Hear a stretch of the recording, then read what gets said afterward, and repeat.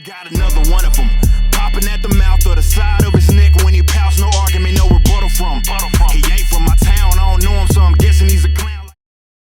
Welcome to 3 Count Commentaries. So I touched on this in the releases video when I talked about Braun Strowman and Aleister Black and all those guys getting released. And it's been coming down the pike for a while now that people have been talking about WWE selling. And that McMahon is going to end up selling the WWE. And in that video, I pretty much said it's looking more and more likely. But I want to give the devil's advocate view of, and this is what I've been saying for a long time, but sometimes I have new subscribers, so I want people to know that I'm not just on the camp of WWE is going to sell, they're going to sell, they're going to sell. We need to understand the way that certain people are viewing WWE, the content, and the company as a whole. If you sit down and you listen to some of the investor calls that WWE does, Nick Khan is an industry guy. And I remember just having this conversation with one of my subscribers. His industry, of course, is not exactly wrestling. His industry is TV, right? When he talks about the industry, he's always talking about, he's looking at trends, of course, what's happening here, what's happening there. But he also often talks about WWE in the same way that he talks about hockey. Same way he talks about baseball, same way he talks about football, same way he talks about NASCAR, right? Now, when you think about those types of institutions, NASCAR, the NFL, the NHL, whatever, no matter what, the NFL is not selling everything from back, way back to the beginning of football, to everything in the future, to Amazon, or to Apple, or to anybody, to Disney. You know, no matter how much money they have, because they can make a lot more money in the long term by being a content provider and bouncing back and forth between all of these organizations. And that's what they've been doing, you know, and essentially that's what WWE does, is that, you know, when the contracts come up, they say, hey, Fox is offering this, Amazon is going to offer this, and Apple's going to offer this, yada, yada, yada. Of course, people are going to want to look at the books and say, hey, you know, how about we just buy the whole thing? You know, that's always going to be an option. That's always going to be out there. It's always been out there. But when you look at, you know, the long-term investment has been in a content provider, you know, not being in one of these mega corporations that's a little something on a little line on the balance sheet, you know, how much you lost and how much you brought in. That's not really the benefit of being a content provider. At the same time, you do have all of this consolidation in the major media. Like I just said, MGM was bought. You know, you see AT&T selling off Turner and different things like that. And everything I'm saying about WWE also applies to AEW. So when you look at these things, these mega corporations are coming in and they're trying to create these streaming services. And they're trying to get as much content as they possibly can onto their streaming services. It is a Hungry Hippos style mad dash towards that kind of success. And that stuff is important to think about. But it's also important to think about that if you can set a standard, if you can provide content to these organizations, they will pay you for it. If you can increase your value and increase the value of their streaming services, they will pay you more. Now, WWE has already sort of proven their worth, their value to NBC. And we know that they have this long history with NBC. But given that, they have not really been on NBC. They've been on USA. They've been on Fox. They've been on UPN. They've gone to other networks. So NBC hasn't always been in the end circle when it comes to WWE. They've done business with other places before. And again, when we look at this sort of thing, we have to say, is WWE worth more money now than they will be in 10 years, in 15 years, in 20 years? And we don't know. You know, WWE is a brand, much like, you know, Marvel or DC or something like that. But it depends on how people view it. You know, like I said, Nick Khan is viewing it like the NHL, like NASCAR. And he's saying we have a niche audience just like they do. They may have a larger niche audience, but we have a niche audience just like they do. We're in live entertainment just like they are. This is what their licensing is. This is what we think our licensing should be, right?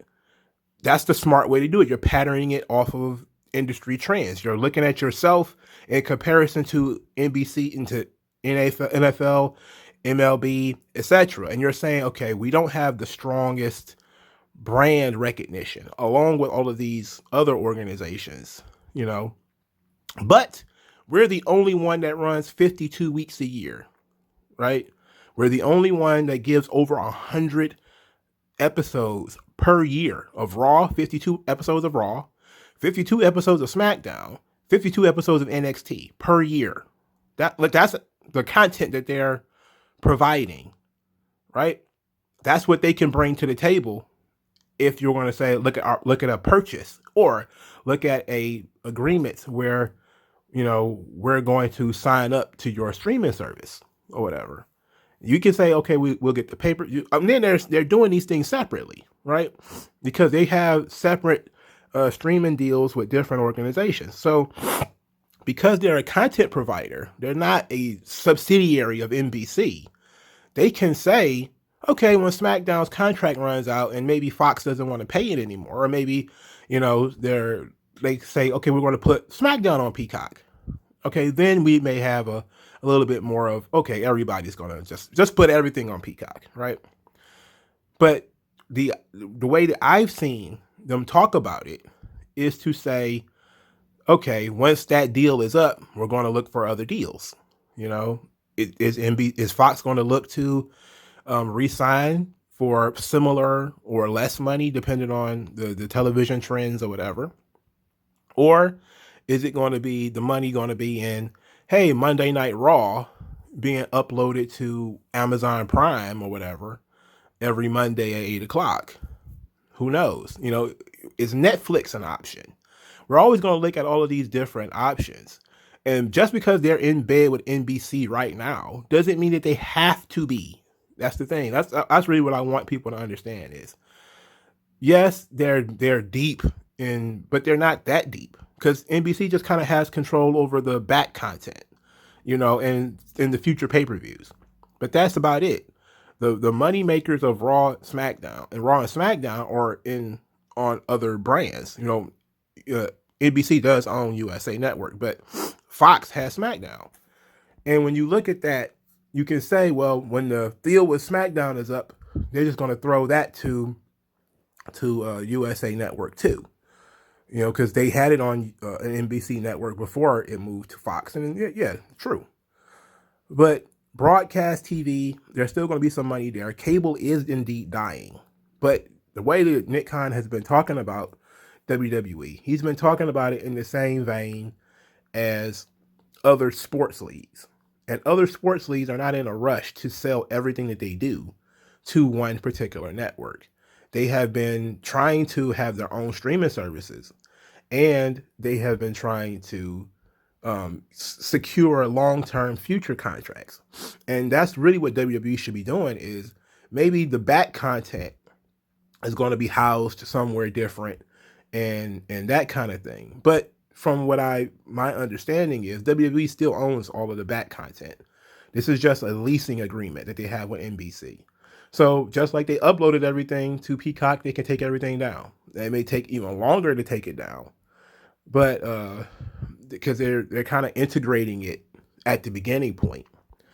But I think ultimately, when we're talking about WWE, we have to look at, again, how Nick Khan views the company. And I don't think that you'll see Major League Baseball exclusively signed up with Disney, or exclusively signed up with a large company, Comcast or something like that. I just don't see that happening. So I don't see WWE doing it, at least no time soon. Now, does that mean in 15 years, 20 years, they won't do it? Of course, maybe in 15, anything can change. Hell, it could be next year. Anything can change. But I think that if you're looking at the long-term money, which they're not always doing, and probably most of the time you're looking at the short-term money, because that's kind of how publicly traded companies operate, is in the short term. Then, you know, these types of companies just want to gobble each other up in order to solidify their brand of streaming service. And the same thing, like I said, the same stuff is happening with AEW. I definitely believe that one day somebody from AT&T or whatever is going to show up and be like, "Hey, Mr. Khan, why don't you just give me AEW? Just sell it to me." And if you say no, because there's more money in bidding back and forth between all these other networks, then, have at it. But, we're not going to want you unless you want to sell the whole thing to us. And I think that eventually will end up happening. And I think individually, WWE, because it's not MLB and it's not the NFL, eventually they're going to say, we're not going to be able to give you the money that you want without you just selling us the company. Right? And that is going to be the question is, hey, but you have to look at everything. They have so many different licensing agreements all over the world that this stuff is not as cut and dry as, they're just going to sell everything to NBC. It's like, well, not really. We have to look at it a little bit more, differently than that. You also have to look into the account that wrestling as a product can be produced weekly on TV. And that's something that is very attractive to these TV networks. It's attractive to Amazon and Netflix and NBC and other organizations. So therefore, you can see and probably will see, and probably if you've been paying attention, you've already seen it, wrestling networks or wrestling companies actually getting bags in order to upload things onto the streaming service. So it's a big opportunity. If WWEs want to play hardball and they don't want to sell Raw or SmackDown to somebody, that somebody could just say, well, we'll start our own wrestling company, or we'll just go out and buy our own. So then you may see Game Changer Wrestling say, somebody comes up to them, hey, I'm from Netflix. Here's $20 million. Just sell us the company, sell us the licenses, the rings, whatever, and you run it weekly. This is what we want. Or you may see all these people who've been released, all these old timers who complain about WWE and this is not how wrestling should be. Somebody like Amazon shows up at their doorstep. Here's $30 million. Start up your own wrestling company. This is what we want to do. Or people who want to throw money to New Japan, All Japan, Stardom, etc., to bring that into American households. There's going to be a lot of that stuff too. Right? And that's always an option there. So if WWE does play hardball, which of course they should, because they have a very, very, very strong brand, they can always be like, other companies can always just be like, look, we'll just make our own Raw. We'll just make our own SmackDown. So that's also something to think about is, sure, you think that Game Changer Wrestling can't, or, some other smaller indie promotion, they can't compete with WWE. It's like, you're right. But if what that company wants is fresh content 52 weeks a year, and they don't care whether it's any good or not, and it's live, where you have to watch it live in order to get the full effect, then people will just be like, well, that wrestling show is on, so I'm going to watch it. And wrestling fans typically do that. If there's a wrestling show on, they will watch it. And that is, an opportunity for a lot of these big mega corporations too, is sure, you can, hope Vince McMahon's going to throw you the bone and sell you the company or throw you SmackDown or throw you Raw.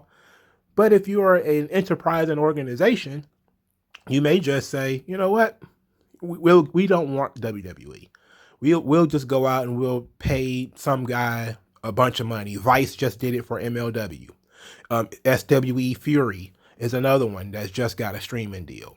Defy Wrestling has a streaming deal. Their back catalog, I believe, is being played on Pluto. Other wrestling companies are benefiting from this. And it's a huge opportunity for the wrestling business to be the centerpiece or the wrestling company for some of these big streaming services. And NBC will be very, very lucky if WWE decides to sell to them, because then they'll have the biggest wrestling company that ever existed under their umbrella, which of course can only mean that they're going to fuck it up. But, it just does. Rather than investing and saying, like when you talk about smaller companies, just invest in them and then they can grow and have their own audience. It won't be WWE because they won't have the same type of arrangements and they won't have, you know, the WrestleManias and the big names and stuff like that, the Stone Cold Steve Austins and all that shit. But it will have, or you can create the future guys that people are very, very into in that way. And that's what AEW, you know, that's the position that they're in. That no, they don't have, you know, Stone Cold Steve Austin or The Undertaker or anything like that. But they have the potential to create new stars. And that's something worth investing in. And then they make 52 weeks a year of, you know, content. You know, and now they're going to be making 104, you know, episodes of content with Rampage. That's what people are paying for. They're buying, they always talk about buying eyeballs. That's what they're looking at. They're looking at how much content can you produce? And does that content make money? Do people watch it? Do people care about it? And, you know, can we invest and increase what you're doing? There's always the opportunities there. And if WWE is going to sell to NBC, what you're probably going to see is a bunch of other companies getting bought up too. You don't have to worry about Ring of Honor unless somebody buys Sinclair Broadcasting. You don't really have to worry about Impact unless somebody buys Anthem. Those are TV networks. People already own them. But some of the other promotions that are out there, some of them that's just being started, you know, the Booker T's organization or SWE Fury or some of the NWA, you know, somebody like that may be looking for those deals because MLW got one, SWE Fury got one. That's the future, is the licensing agreements. But eventually people are going to start being bought out, you know, in order for folks to run these companies the way that they want to run them, you know, because it's a lot easier to get Vince McMahon or get Court Bauer or whoever the owner of the company is out of the way. It's easier to do that and just run the company directly. But we first have to create the arrangement. And I think that's what, you know, that's the future of wrestling, is in licensing to streaming services. And WWE is already doing that. And since they're the biggest, they can afford to bounce back and forth. And why would they give up that footing just to get in bed with NBC forever? You know, that's a very short-term idea, because whatever they're worth today, if their valuation is worth $10 million today, it could be $20 million in 5 years. Who knows? But that's just something to think about for all the people who are saying WWE is just going to sell to NBC. Yeah, it's possible. I'm not going to shoot down the idea. But what I am saying is you need to pay attention to everything that goes into it, not just to TV ratings, not just to live appearances and live tickets and merchandise and all that kind of stuff. There's opportunity cost that is there too. Is the invisible cost, the opportunity cost. But thank you guys for listening. Like this video, share this video, subscribe to the channel, and I'll talk to you guys later. Old non-aggression. Once that lesson sets in, you'll see a session, but you got an affection for no progression, regression. The